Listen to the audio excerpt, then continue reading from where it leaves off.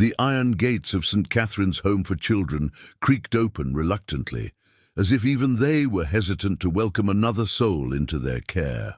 10-year-old Wesley Hargrove stood frozen at the entrance, his small hand clutching the worn leather strap of his satchel so tightly his knuckles had turned white. The evening shadows stretched across the courtyard, making the stone building ahead seem even more imposing than it already was. Sister Agatha watched from the doorway, her expression unreadable in the gathering darkness.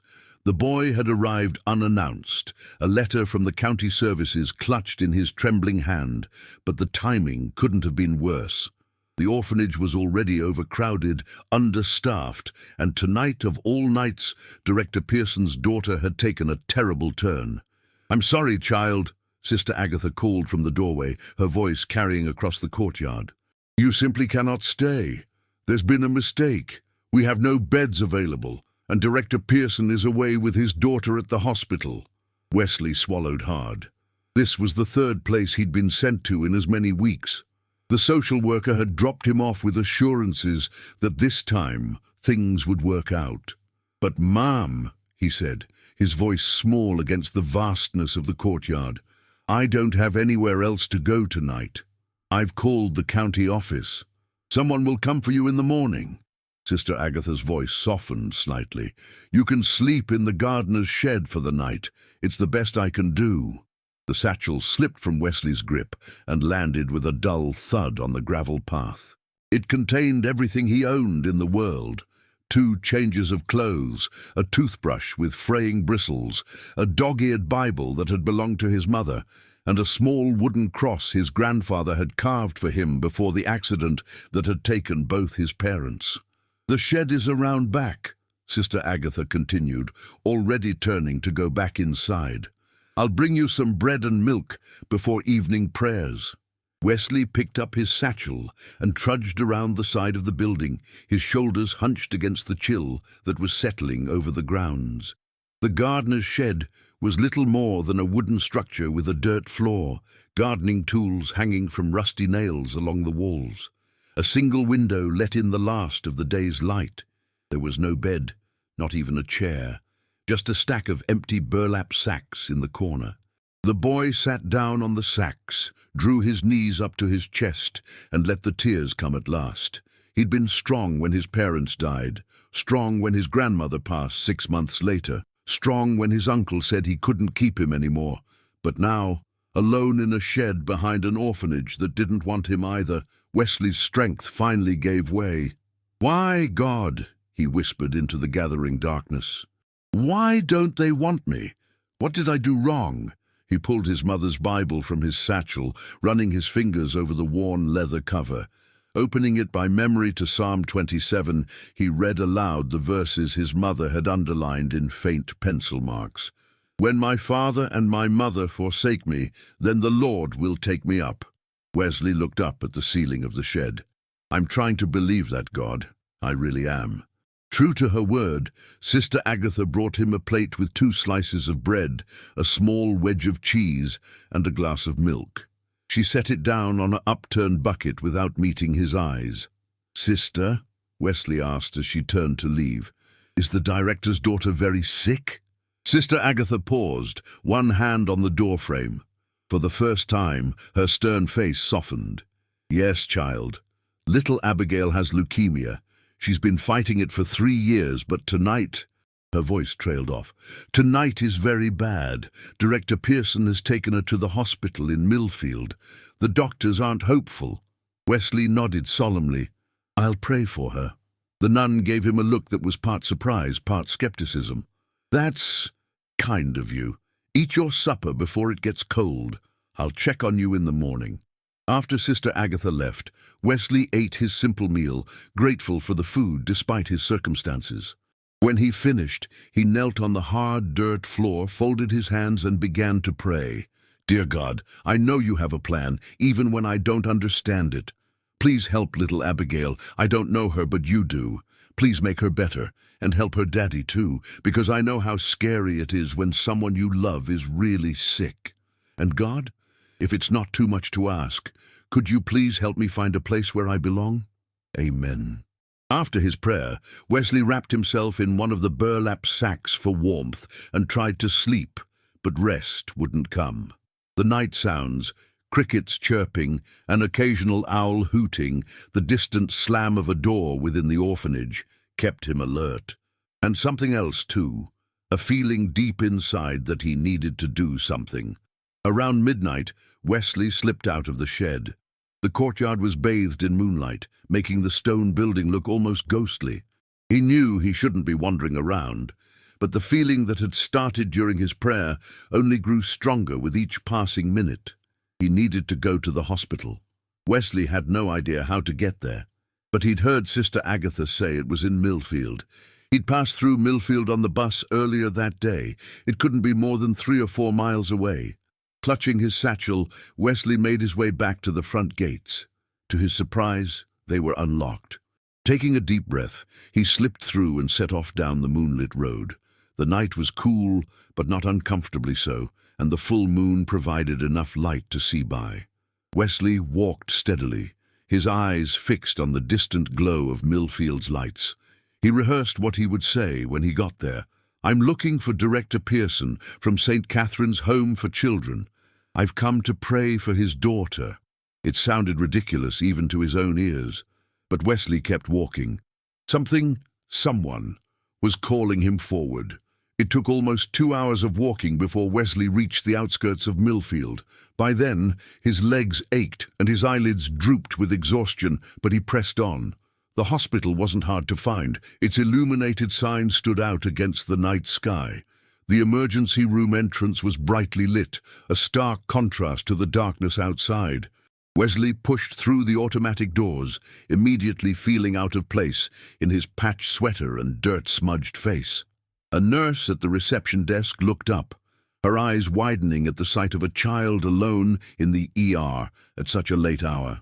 "Young man, are you hurt? Where are your parents?" she asked, already coming around the desk. Wesley clutched his satchel tighter. "I'm looking for Director Pearson from St. Catherine's. His daughter Abigail is very sick. I've come to pray for her." The nurse's expression softened. "Oh, honey, that's very sweet, but—" "Please," Wesley interrupted. "I know it sounds strange, but I'm supposed to be here. I just know it." Something in his earnest face must have touched the nurse because, after a moment's hesitation, she nodded. "The Pearsons are in the pediatric ICU on the 3rd floor, but visiting hours are long over, and only immediate family is allowed." "I'll just sit in the waiting room then," Wesley said. "I don't need to go into her room. I just need to be close enough for God to hear my prayers for her." The nurse smiled despite herself. "God can hear you from anywhere, sweetheart." "I know," Wesley replied, "but tonight he wants me here." The nurse studied him for a long moment, then sighed. "3rd floor. Elevator to your right. The waiting room is across from the nurse's station. If anyone asks, tell them Nurse Beverly said you could wait there." "Thank you," Wesley said, relief flooding through him. The pediatric ICU waiting room was empty, except for a man slumped in a chair, his head in his hands. He wore rumpled clothes and had the look of someone who hadn't slept in days. Wesley knew instinctively that this was Director Pearson. For a moment, Wesley hesitated. What if the man was angry that he'd come? What if he called Sister Agatha and she punished him for leaving the orphanage grounds? But the same feeling that had drawn him here pushed him forward now. Wesley approached quietly and sat in the chair next to Director Pearson. The man didn't look up, lost in his own grief and worry. Without a word, Wesley slipped from his chair onto his knees, placed his well-worn Bible on the seat, and began to pray softly. "Dear God, please be with Abigail tonight. You're the great physician, and nothing is impossible for you. Please heal her body, strengthen her spirit, and comfort her father. Let him know he's not alone, that you're right here with them both. And Lord, if it's your will to take Abigail home to heaven, please give Director Pearson the peace that passes understanding. In Jesus' name, amen." Director Pearson lifted his head slowly, as if waking from a dream. His eyes, red-rimmed and exhausted, fixed on Wesley with bewilderment. "Who are you?" he asked, his voice hoarse from tears and fatigue. Wesley swallowed hard. "My name is Wesley Hargrove, sir. I was sent to St. Catherine's today, but Sister Agatha said there wasn't room for me. I heard about your daughter and wanted to come pray for her." "You walked all the way from St. Catherine's? At night? Alone?"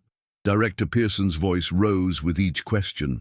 "Yes, sir," Wesley replied, looking down at his scuffed boots.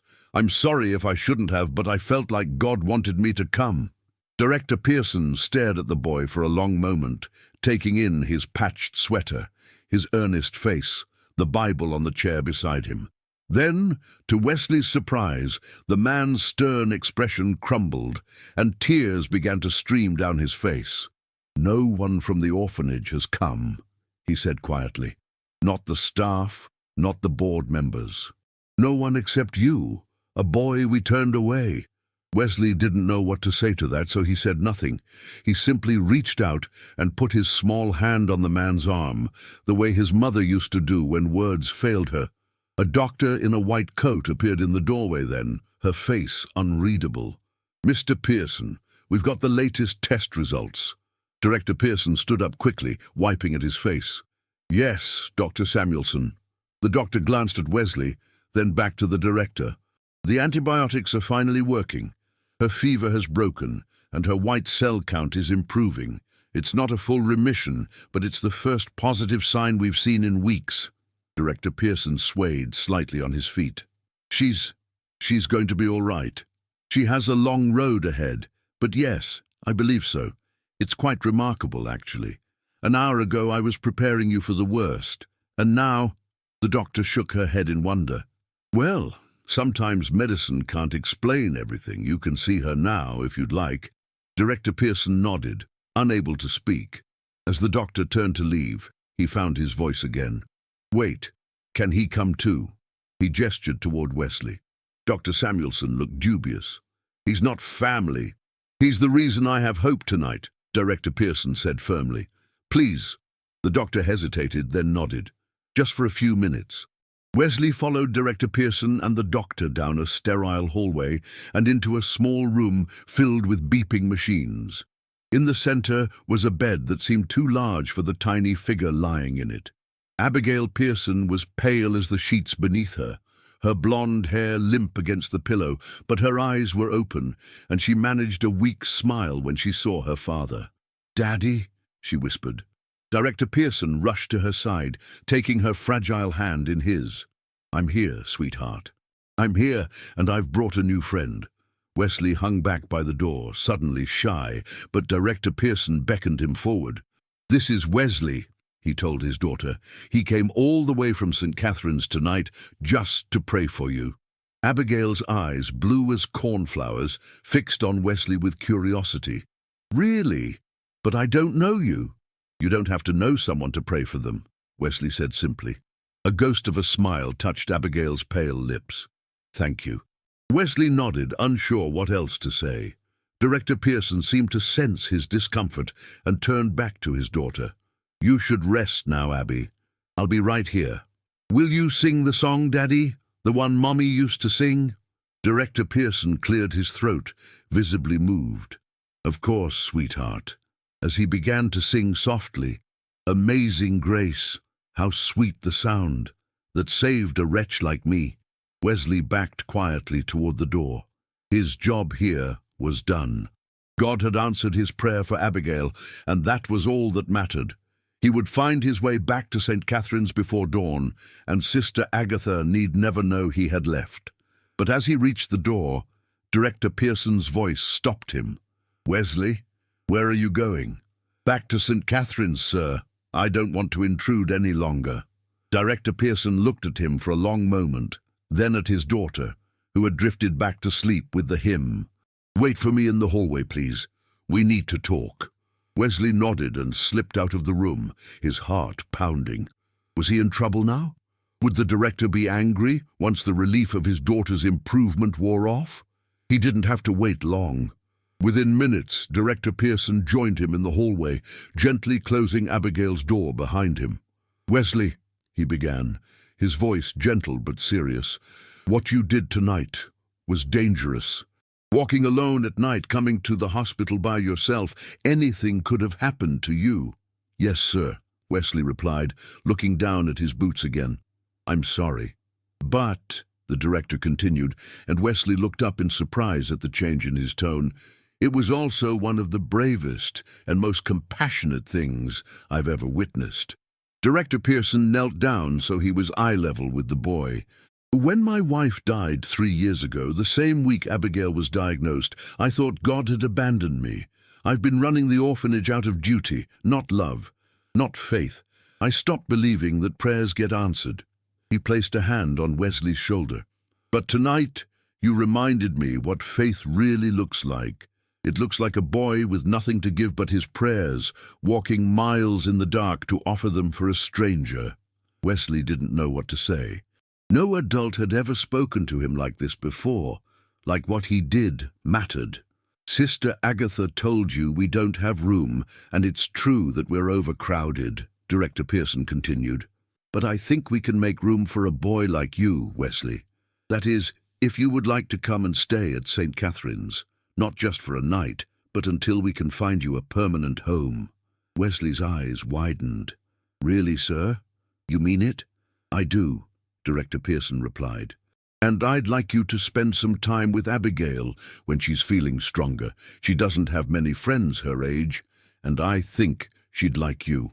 For the first time since he'd arrived at the iron gates of St. Catherine's, Wesley felt a flicker of hope. Maybe this was why God had brought him here, not just for Abigail, but for himself too. "Thank you, sir," he whispered. Director Pearson straightened up.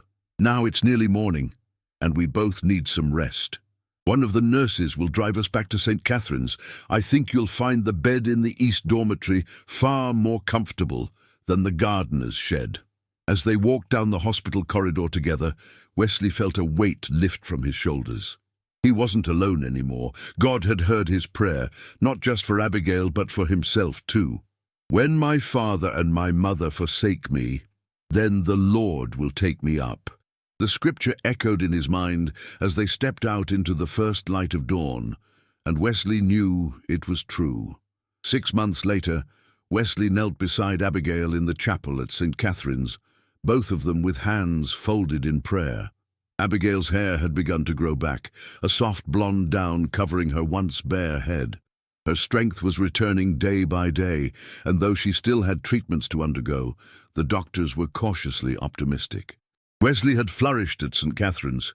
Director Pearson had taken a special interest in him, impressed by his quick mind and kind heart. The other children had welcomed him once they saw how he was with Abigail, patient, gentle, always ready with a story or game on her bad days. "What are you praying for today?" Abigail whispered, opening one eye to peer at him. "That's between me and God," Wesley replied with a grin. "But I can tell you it has something to do with the Fisher family that's coming to visit this afternoon." Abigail's eyes widened. "The ones looking to adopt? Wesley, do you think—" "I don't know," he said quickly, not wanting to hope too much. The Fishers had visited 3 times now, spending hours talking with Wesley, playing board games, asking about his interests. They seemed kind, and they had a small farm with horses, which Wesley loved. But he'd learned long ago that hoping too much only led to disappointment. "Well, I'm praying they take you home with them today," Abigail declared, "even though I'll miss you terribly." "I'll miss you too," Wesley said. "But St. Catherine's isn't far from their farm. I could visit. And anyway, let's not get ahead of ourselves. They haven't said anything about adopting me yet." "But they will," Abigail said, with the certainty of a child who had stared death in the face and wasn't afraid of much else anymore. "I just know it." The chapel door opened then, and Director Pearson stepped in. His face was solemn, but there was a twinkle in his eye that Wesley had come to recognize over the past months. "Wesley," he said, "the Fishers are here. They'd like to speak with you in my office." Wesley's heart leapt to his throat. "Yes, sir." He turned to Abigail. "Keep praying, okay?" She nodded, folding her hands again and squeezing her eyes shut in fervent concentration. In Director Pearson's office, Mr. and Mrs. Fisher waited, their faces wreathed in smiles. Mrs. Fisher's eyes were suspiciously damp. "Hello, Wesley," Mr. Fisher said, his deep voice warm with affection. "We have something to ask you." Wesley stood very still, afraid to move, afraid to hope. "We've grown very fond of you these past few weeks," Mrs. Fisher continued, "and we've been talking with Director Pearson about making you a permanent part of our family. You want to adopt me?" Wesley's voice came out as barely more than a whisper. "Very much so," Mr. Fisher replied, "but only if that's what you want too." For a moment Wesley couldn't speak. 6 months ago he'd stood at the gates of St. Catherine's, rejected and alone, with nothing but his prayers to comfort him. Now he was being offered a family, a home, a future. Yes, he managed at last. "Yes, please." Mrs. Fisher knelt down and opened her arms, and Wesley stepped into her embrace, feeling the tears he'd held back for so long finally overflow. Over her shoulder, he saw Director Pearson watching with a smile that contained both joy and a touch of sadness. "You'll always have a place at St. Catherine's, Wesley," the director said. "You've taught us all more than you know." Later, after the paperwork was signed and his few belongings packed, Wesley sought out Abigail in the garden. She was sitting on a bench beneath an apple tree, a book open on her lap, but she wasn't reading. Her eyes were fixed on the distance, and there were tear tracks on her cheeks. "Hey," Wesley said softly, sitting beside her. "Looks like your prayers worked." Abigail managed a watery smile. "I told you they would." "I promise I'll come visit," Wesley said, "every week if the Fishers will bring me." "It won't be the same," Abigail sighed, "but I am happy for you, Wesley, really." Wesley hesitated, then reached into his pocket and pulled out the small wooden cross his grandfather had carved. "I want you to have this," he said, pressing it into her hand. Abigail looked down at the simple cross, then back at Wesley, her eyes wide. "But this is your most special thing. You told me your grandfather made it. That's why I want you to have it," Wesley explained, "so you'll always remember that no matter where I am, we're still connected, through this and through our prayers and through Christ." Abigail's fingers closed around the cross, and she nodded solemnly. "I'll keep it forever." From the driveway came the sound of a car horn. The Fishers were ready to go. Wesley stood up, his heart both full and breaking at the same time. "I'll see you next Sunday," he promised. "We can pray together in the chapel, just like always." Abigail nodded, then reached out to hug him fiercely. "Thank you for coming that night," she whispered, "for praying for me when nobody else did." "God sent me," Wesley said simply, because he knew now that it was true. As he walked toward his new life with the Fisher family, Wesley glanced back at St. Catherine's, the stone walls, the iron gates, the chapel spire reaching toward heaven. 6 months ago, he'd felt rejected by this place. Now he understood that God had brought him here precisely when he was needed, not just for Abigail's sake, but for his own journey as well. "When my father and my mother forsake me, then the Lord will take me up." The verse had comforted him in his darkest hour, and now he saw its fulfillment, not just in the spiritual sense, but in the very real family waiting for him with open arms. Wesley lifted his face to the sun and whispered a final prayer of gratitude. God had heard an orphan boy's unseen prayers, for Abigail, for Director Pearson, for himself, and in answering them, he had woven their separate sorrows into a tapestry of grace more beautiful than any of them could have imagined alone. The iron gates of St. Catherine's closed behind him, but this time Wesley wasn't afraid. He knew now that closed doors sometimes led to open hearts, and that God's plan was bigger than any rejection he might face. With his mother's Bible tucked safely in his satchel, and the memory of Abigail's promise to keep praying, Wesley stepped into his future, secure in the knowledge that he was never truly alone. The Lord had indeed taken him up, just as the psalm had promised, and Wesley knew that whatever challenges lay ahead, that same faithful God would walk beside him every step of the way.